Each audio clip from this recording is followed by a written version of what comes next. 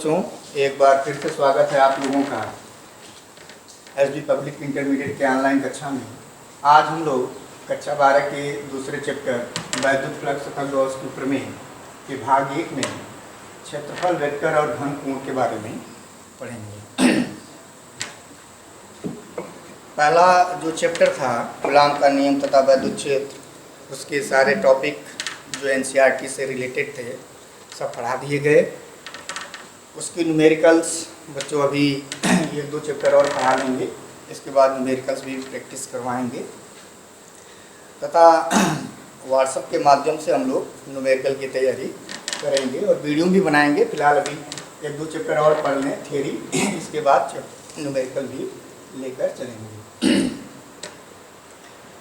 कक्षा 11 तक बच्चों हम लोग ये पढ़ेंगे कि क्षेत्रफल जो है एक सदिश राशि है, अदिश राशि है क्षेत्रफल। लेकिन इलेक्ट्रिकल्स इस जो वैद्युत वाला चैप्टर है कक्षा 12 में, इसमें हम लोग क्षेत्रफल को सदिश के रूप में जानेंगे कि क्षेत्रफल एक सदिश क्वांटिटी है और इसको हम किस तरह से ड्रॉ करते हैं। काफ़ी इसमें इम्पॉर्टेंट बातें हैं कि किसी क्षेत्रफल वेक्टर को आप कैसे शो करते हैं, अभिलंब क्या होता है, अभिलंब कैसे खींचते हैं, इन सारी बातों को हम लोग क्षेत्रफल वेक्टर के अंतर्गत जानेंगे। तो आप वेक्टर यदि पढ़े होंगे तो आप जानते हैं कि किसी भी वेक्टर क्वांटिटी को जब हम लिखते हैं तो उसमें 2 चीज़ें आती हैं, एक परिमाण और एक डायरेक्शन। जैसे वेक्टर एफ बराबर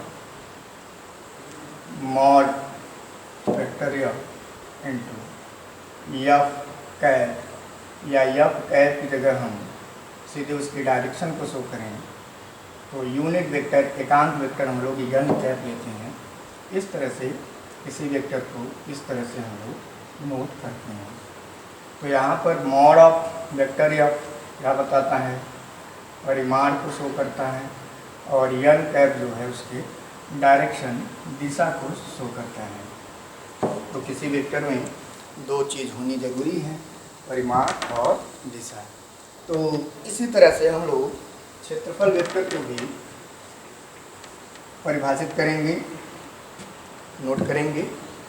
तो क्षेत्रफल वेक्टर, तो किसी भी पृष्ठ क्षेत्रफल को हम क्षेत्रफल के रूप में कैसे ड्रॉ करेंगे। जैसे सपोज ये कोई पृष्ठ क्षेत्रफल है जिसका एरिया ए है, तो इसे क्षेत्रफल वेक्टर के रूप में ड्रा करने का मतलब क्या है, इसको आप अपने कॉपी में इस तरह से ड्रा करेंगे कि इसके पृष्ठ पर एक आप अभिलंबवत बाहर की ओर एक लाइन खींचेंगे। ये लाइन, ये जो रेखाखंड की लंबाई है, ये इस क्षेत्रफल के परिमाण को व्यक्त करेगा, और ये जो एरो का निशान है, यह एरो का निशान उसकी डायरेक्शन को शो करता है। इस तरह से यहाँ पर हम लिखेंगे, अगर इसका क्षेत्रफल ए है तो वेक्टर ए बराबर लिखते हैं mod of vector A into n cap. यदि क्षेत्रफल और थोड़ा सा बढ़ा लें तो उस पर जो नॉर्मल हम लोग ड्रा करते हैं अभिलंब, वो और अपेक्षाकृत बड़ा खींचेंगे। हम जानते हैं कि किसी भी रेखाखंड की लंबाई में, वेक्टर के रूप में जो रेखाखंड की लंबाई होती है उसके परिमाण को व्यक्त करता है, इसलिए ये वाली जो लाइन है हमने इससे क्या किया, थोड़ा सा बड़ा ड्रा किया। सेम कॉन्सेप्ट वही है। अगर इसका क्षेत्रफल जैसे मान लिया अगर यह A1 है तो A1 के रूप में ऐसे, अगर इसका क्षेत्रफल A2 है तो इसको भी आप क्षेत्रफल वेक्टर A2 बराबर mod of A2 into n cap. N cap क्या है, उसके डायरेक्शन को शो करता है। तो किसी भी क्षेत्रफल वेक्टर को जब हम कॉपी में ड्रा करते हैं, आगे चल के जब गॉस में पढ़ेंगे, वैद्युत फ्लक्स पढ़ेंगे, तो उसमें इसकी आवश्यकता पड़ती है। इसलिए बच्चों इसे जानना बहुत जरूरी है कि किसी भी क्षेत्रफल वेक्टर पर जो हम अभिलंब खींचते हैं, ये अभिलंब क्या है, अभिलंब उस क्षेत्रफल वेक्टर के पृष्ठ पर बाहर की ओर खींची गई एक लंबवत रेखा होती है। यह क्या है, पृष्ठ पर बाहर की ओर खींची गई लंबवत एक रेखा और तीर का निशान जो है, तीर का निशान उसकी दिशा को व्यक्त करता है, उसको व्यक्त करता है, दिशा को व्यक्त करता है। तो जैसे हम बात करें, अपना व्हाइट बोर्ड है जिसमें मैं पढ़ा रहा हूँ, तो यह भी एक पृष्ठ क्षेत्रफल ही है।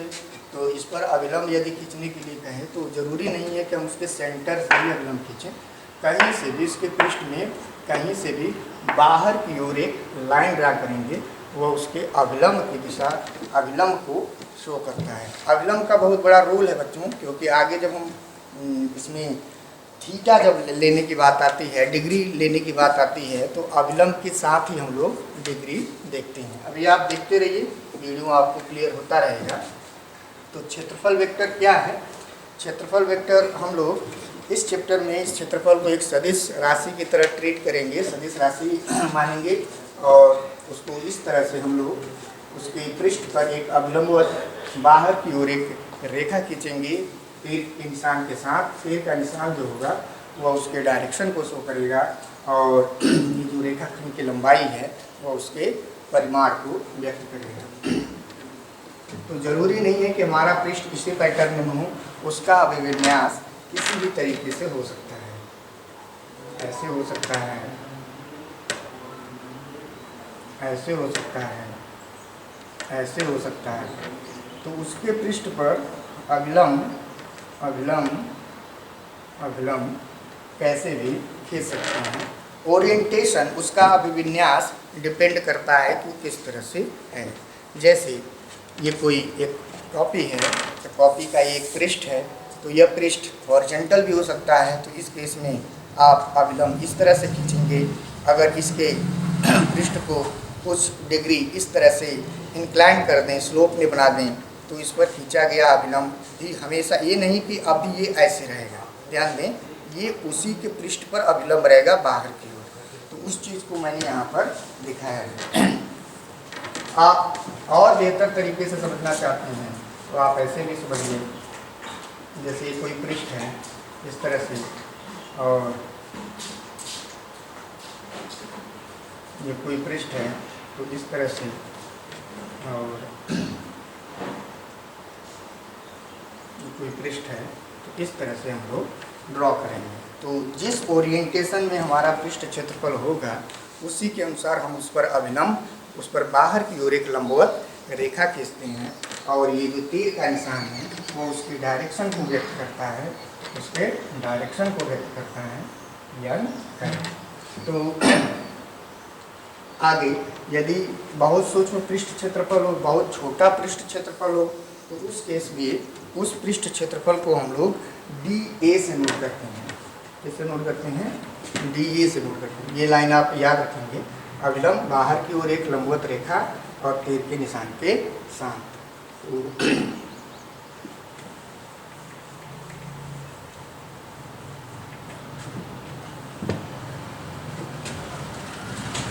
जैसे सपोज कर ले कि ये कोई गोला है, तो गोला एक त्रिविमीय आकृति है, एक 3D आकृति है, इसमें 3 विमाएँ इसकी होंगी। तो यहाँ पर यदि एक पृष्ठ हम लें, या यहाँ पर एक पृष्ठ लें, या यहाँ पर एक पृष्ठ लें, या यहाँ पर एक पृष्ठ लें, तो पृष्ठ के ओरिएंटेशन के अनुसार इस पर हम अविलंब खींचते हैं। तो ये क्या है? उस पर खींचे गए अविलंब। अब एकदम ठीक आपके हेड टू हेड में है, तो इसको मैं इसमें ड्रा तो नहीं कर सकता हूँ, लेकिन आप समझेंगे कि इस पर जो खींचा गया अविलंब है वह ठीक सामने बाहर की ओर होगा। तो जो भी पृष्ठ क्षेत्रफल होगा उस पर अविलंब जो खींचने का मैं जो तरीका बता रहा हूँ बच्चों, इस पर आप बाकायदे फोकस करेंगे, क्योंकि अविलंब यदि आप सही तरीके से नहीं खींचेंगे तब आपको डिग्री नहीं मिलेगी, और डिग्री नहीं मिलेगी तब आप इसके कॉन्सेप्ट को नहीं समझ पाएंगे। तो आई होप मैं समझ रहा हूँ कि आप इसके मैं जो बात समझाना चाह रहा हूँ आप उसे समझ पा रहे हैं कि मैं क्या कहना चाह रहा हूँ। कि पृष्ठ चाहे जिस ओरिएंटेशन में हो, पृष्ठ चाहे जिस ओरिएंटेशन में हो, उसका अविलंब भी उसी के ओरिएंटेशन के साथ क्या करता है? मूव करता है। बात समझ आ रही? ले आगे आते हैं। तो ये नोट नहीं करना है, हमें थोड़ा समझना है, इसलिए इसमें मैं कोई आपको नोट्स नहीं दे रहा हूँ बात समझने के लिए। जो मैंने वहाँ लिखा था आप उसे नोट कर लिए होंगे।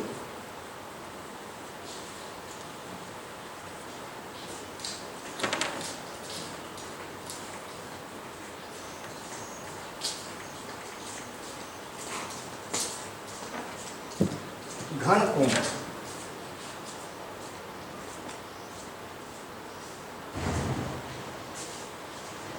सॉलिड एंगल,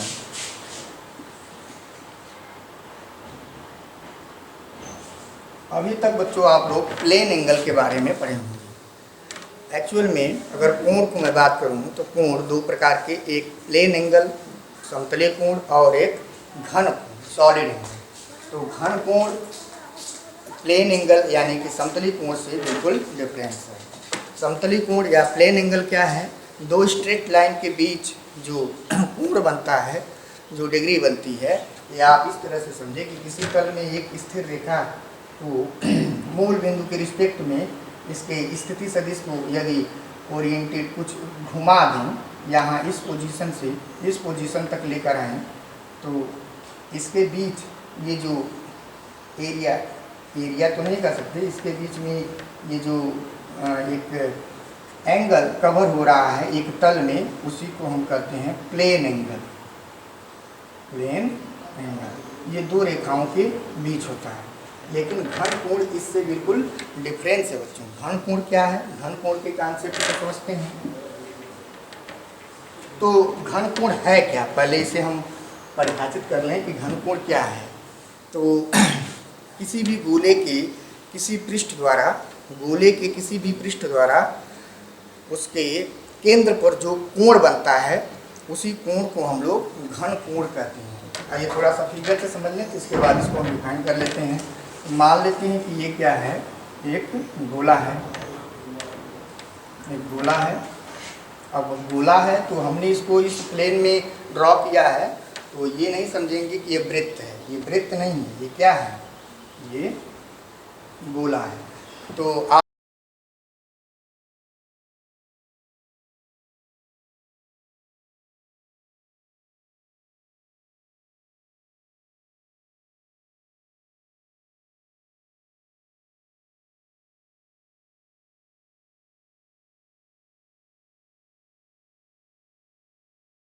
आप इस तरह से समझिए कि आपके सामने कोई एक गोलीय चीज़ आपके आँख के सामने है। इस तरह से समझेंगे तो आपको समझ में आएगा। जैसे आप फुटबॉल मान सकते हैं, ठीक है? तो एक बॉल भी ले लीजिए तो भी चलेगा। तो वो क्या है? एक गोला है। अब उस गोले की बात कर रहे हैं।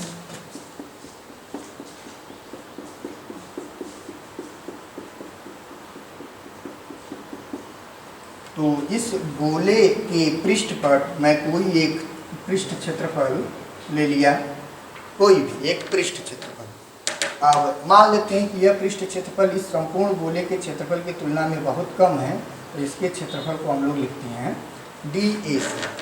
डी प्रायः बच्चों हम वहाँ लगाते हैं ज़्यादातर राशियों में, जो कि उसके न्यूनतम सबसे कम वैल्यू को शो करता है। जैसे समय है तो डी टी लिख दें, तो डी टी का मतलब वो भी समय है, लेकिन वो बहुत सूक्ष्म समय है। डी एम लिख दें तो द्रव्यमान है, लेकिन वह द्रव्यमान बहुत सूक्ष्म है। इसी तरह से क्षेत्रफल एरिया है, तो उसको उसके लेफ्ट हैंड साइड में अगर मैं डी लिख दूँ तो वह उसके सूक्ष्म पृष्ठ क्षेत्रफल को व्यक्त करता है। जब पृष्ठ क्षेत्रफल गोले का, और गोले के पृष्ठ पर हमने एक अलग से एक एरिया कंसीडर कर लिया, उसका एरिया कितना है? डीए है, उसे हम सूक्ष्म पृष्ठ क्षेत्रफल कहेंगे। तो कॉन्सेप्ट हमारा है कि घन कोण क्या है। तो घन कोण क्या है, ये दिमाग में आपके बनना चाहिए कि आपके सामने कोई बॉल है, कोई त्रिविमीय आकृति कोई गोला है। अब गोले के ऊपरी बाहरी पृष्ठ पे हमने एक पृष्ठ आर्बिट्री, एक स्वेच्छानुसार एक पृष्ठ कंसीडर किया है।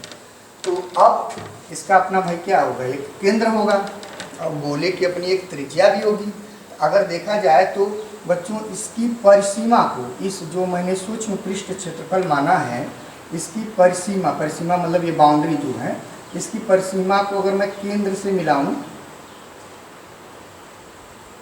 केंद्र से मिलाऊं, तो यह एक कोण आकृति में, कोण की आकृति में उसके केंद्र पर एक कोण बनाएगा। इसी कोण को हम लोग घन कोण कहते हैं। और इसको पृष्ठ क्षेत्रफल चूंकि बहुत छोटा है तो इसको हम डी ओमेगा लिखेंगे। अगर वह पृष्ठ क्षेत्रफल बहुत बड़ा है तब उस घन कोण को हम लोग केवल ओमेगा लिखेंगे। इस बात को भी आप समझ गए होंगे कि डी ओमेगा का मतलब क्या है। एक्चुअल में घन कोण को हम लोग ओमेगा से नोट करते हैं। तो ओमेगा, तो चूंकि पृष्ठ क्षेत्रफल बहुत छोटा है तो इसलिए वह घन कोण भी बहुत छोटा होगा। तो घन कोण क्या है? तो गोले के किसी पृष्ठ द्वारा, गोले के किसी पृष्ठ द्वारा उसके केंद्र पर जो कोण अंतरित होता है उसी कोण को हम लोग घन कोण कहते हैं। आप ऐसे समझिए जैसे आलू, मान लीजिए कि आलू एक है, आलू को चाकू से आप इस तरह से घुमा के काटिए तो आप देखेंगे आपको एक कोनिकल शेप इस तरह से मिल जाएगी। एक कोनिकल शेप मिलेगी। तो यहाँ पर देखेंगे उसमें कोण की जगह पर वहाँ पर एक एंगल बनेगा जो कि त्रिविमीय आकृति में होगी, प्लेन आकृति में नहीं होगी। कैसी होगी? त्रिविमीय आकृति में होगी। कोण, आप कुल्फी वाली मलाई खाए होंगे, उसको आप समझ सकते हैं उसी तरह से। तो ये जो अंदर ये जो आकृति क्रिएट हो रही है, बन रही है, उसी को हम लोग कहते हैं घन कोण और इसको लिखते हैं ओमेगा से। परिसीमा की जो बात कर रहे थे बच्चे, तो जो मैंने अपना पृष्ठ क्षेत्रफल लिया है उसकी जो बाउंड्री है, बाउंड्री इसी उसकी परिधि को एक तरह से समझिए कि सरकमफ्रेंस को, चारों तरफ की जो एक तरह की उसकी परिधि है, उसी परिधि को हम परिसीमा कह रहे हैं। परिसीमा। तो परिसीमा के प्रत्येक बिंदु को यदि हम एक बिंदु से ले जाके मिला दें तो वहाँ पर एक कोनिकल शेप में आकृति बनेगी और उसके बीच का जो जगह होगा, जो एक एंगल बनेगा, उसी एंगल को हम लोग घन कोण कहेंगे। तो गोले में भी मैं वही चीज़ समझा रहा हूँ।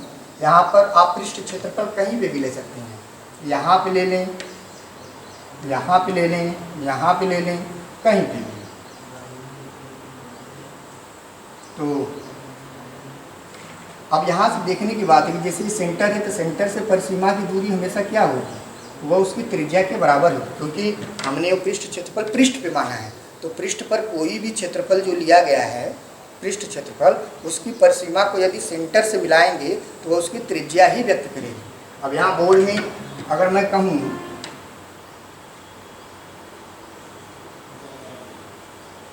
तो यह भी एक घनकोण बना रहा है और यहाँ से यहाँ तक की जो दूरी है बच्चों, ये इसका सेंटर मान लेते लिख देते हैं, यहाँ से यहाँ तक की ये जो दूरी है यह भी क्या है? उसकी त्रिज्या ही है। बात आप समझ रहे होंगे, क्योंकि ये प्लेन है, तो मैं बोर्ड में समझा रहा हूँ तो आपको ये चीज़ समझ में नहीं आ रही। अगर यहीं पे एक फुटबॉल या कोई गोली आकृति होती तो आप उसको कंसिडर, इसीलिए मैंने बोला कि आप इस चीज़ को समझने के लिए मानिए कि आपके सामने क्या है, कोई एक गोली आकृति, कोई गोला है और गोले के बाहरी पृष्ठ पर, ऊपरी पृष्ठ पर हमने एक स्वेच्छा से कोई एक पृष्ठ लिया है और उस पृष्ठ की परिसीमाओं के प्रत्येक बिंदु को केंद्र से ले जाके मिला दिए। तो जो बीच में आकृति बनी कोण के शेप में, शंकु के शेप में, वही चीज़ जो यहाँ पर एक एंगल बनेगा चारों तरफ से, उसी को हम लोग कहते हैं घन कोण और उसको लिखते हैं हम लोग ओमेगा से। यदि वह पृष्ठ क्षेत्रफल बहुत छोटा है, सूक्ष्म पृष्ठ क्षेत्रफल है, तब उसके द्वारा अंतरित जो कोण होगा वह डी ओमेगा होगा। एक्चुअल में वह भी घनकोण है लेकिन वह घनकोण बहुत छोटा है। क्लियर? तो यहाँ पर घनकोण को हम डिफाइन कैसे करेंगे?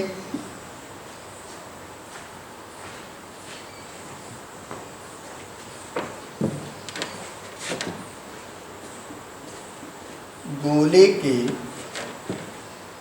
किसी पृष्ठ क्षेत्रफल द्वारा गोले के केंद्र पर अंतरित कोण घन कोण कहलाता है। घन कोण कहलाता है। इसे कहलाता है, इसे ओमेगा से व्यक्त करते हैं। इसे किससे व्यक्त करते हैं? ओमेगा से व्यक्त करते हैं। घन कोण को हम लोग किससे व्यक्त करते हैं? ओमेगा से।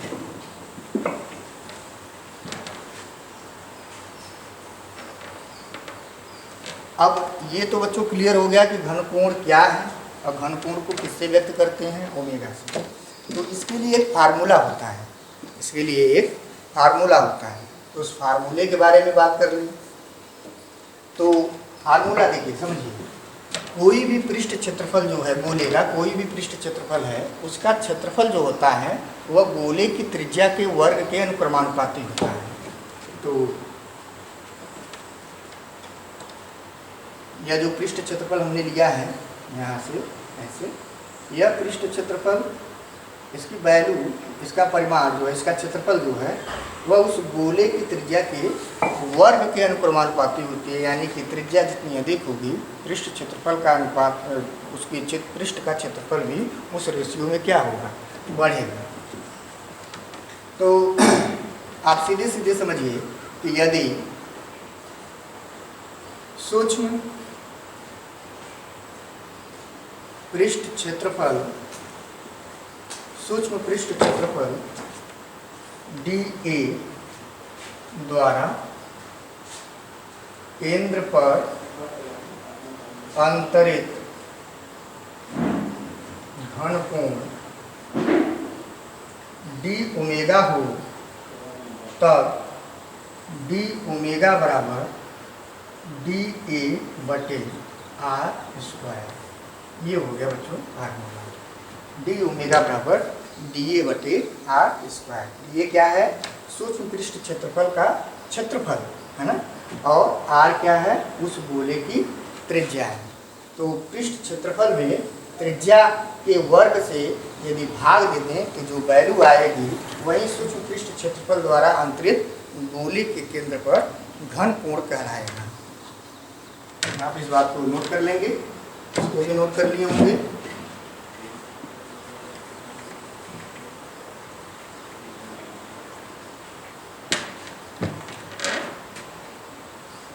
घन कोण का मात्रा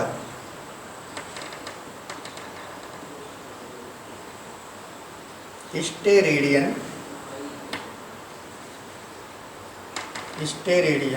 होता है। एग्जाम ये सब पूछता नहीं है, लेकिन इसका उपयोग है आगे। जब आप गॉस का प्रमेय, वैद्युत फ्लक्स ये सब पढ़ेंगे तो वहाँ पर इसका उपयोग करेंगे, इसलिए इसे जानना जरूरी है। अगर ये आप जानेंगे नहीं तो आप गॉस के प्रमेय को नहीं हल कर पाएंगे। आगे अभी पढ़ाएंगे कि गॉस थ्योरम क्या है। स्टेरेडियन होता है। स्टेरेडियन को हम लोग बच्चों SR से व्यक्त करते हैं, होता है। तो अब स्टेरेडियन यानी एक स्टेरेडियन की यदि हमें परिभाषा देनी हो तो कैसे देंगे? आइए थोड़ा सा इसको समझते हैं। तो एक स्टेरेडियन क्या होता है? इसके पहले मैं एक क्वेश्चन यह पुट करूंगा बच्चों कि एक रेडियन क्या होता है। आप जानते होंगे, कक्षा 11 में आप त्रिकोणमिति फलन में आप पढ़े होंगे, त्रिकोणमिति वाले चैप्टर में।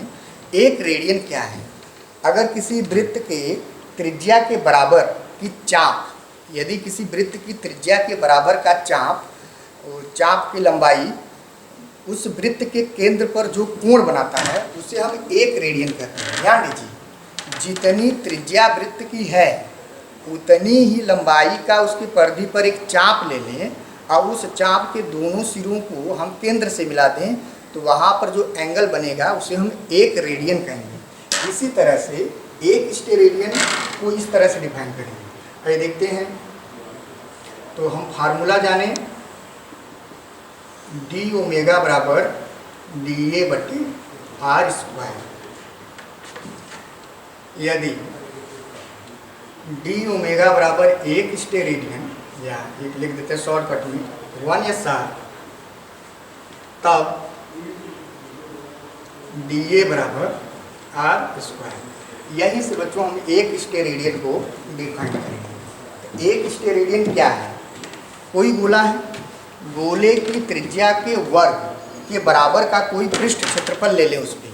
फिर से ध्यान दीजिए, कोई गोला है, गोले के पृष्ठ पर एक ऐसा पृष्ठ क्षेत्रफल लें जिसका क्षेत्रफल उस गोले की त्रिज्या के वर्ग के बराबर हो, तो उस पृष्ठ क्षेत्रफल द्वारा केंद्र पर जो बना कोण होगा वह एक स्टेरेडियन का घनकोण होगा। कितने का? एक स्टेरेडियन का घनकोण बनाएगा वह। अगर न्यूमेरिकली मैं कहूँ कि जैसे हमारे पास एक गोला है, इस गोले की रेडियस 3 सेमी है। कितनी है? 3 सेमी। R बराबर 3 सेमी, तो R स्क्वायर करिए तो हो जाएगा 9 सेमी स्क्वायर। बिल्कुल सही, वर्क कर देंगे। अब हम 9 सेमी स्क्वायर का इसके पृष्ठ पर कोई एक पृष्ठ क्षेत्रफल मांगे, तो वह पृष्ठ क्षेत्रफल 9 सेमी स्क्वायर का हमने कोई पृष्ठ क्षेत्रफल, ये 9 सेमी स्क्वायर का पृष्ठ क्षेत्रफल हो गया। अब इस पृष्ठ क्षेत्रफल को जब हम इसके केंद्र से मिलाएंगे तो इस केस में वह जो कोण बनाएगा वह एक स्टेरेडियन का घनकोण होगा। बात समझ में आ रही है? एकदम स्पष्ट है कि कोई गोला जिसकी त्रिज्या R है, उसकी त्रिज्या के वर्ग के बराबर का कोई पृष्ठ क्षेत्रफल उसके पृष्ठ पर लें और उस पृष्ठ क्षेत्रफल से गोले के केंद्र को, उसकी परिसीमा को मिला दें, तो जो घनकोण बनाएगा वह घनकोण एक स्टेरेडियन का घनकोण होगा। तो इस तरह से एक स्टेरेडियन घनकोण क्या है? एक स्टेरेडियन घनकोण को आप लिख सकते हैं कि किसी गोले की त्रिज्या के वर्ग के बराबर का कोई पृष्ठ क्षेत्रफल गोले के केंद्र से मिलाने पर, उसकी परिसीमा को गोले के केंद्र से मिलाने पर जो घनकोण बनाता है वह घनकोण एक स्टेरेडियन होता है। तो हमें ये कन्फर्म है बच्चों कि आप लोगों की बात क्लियर हो रही होगी कि क्षेत्रफल वेक्टर और घनकोण क्या है। तो आज के वीडियो लेक्चर में हम लोग इतना ही पढ़ेंगे। आगे के चैप्टर में कुछ और भी इम्पॉर्टेंट बातें हैं जो इससे रिलेटेड हम लोग समझेंगे, वो अगले वीडियो लेक्चर में हम लोग देखेंगे। कोई भी दिक्कत हो आप निसंकोच आप हमसे फ़ोन करके या चैनल के माध्यम से या व्हाट्सएप के माध्यम से पूछ सकते हैं। हम आपकी परेशानी को ज़रूर दूर करेंगे। मिलते हैं अगले वीडियो लेक्चर में, तब तक के लिए धन्यवाद।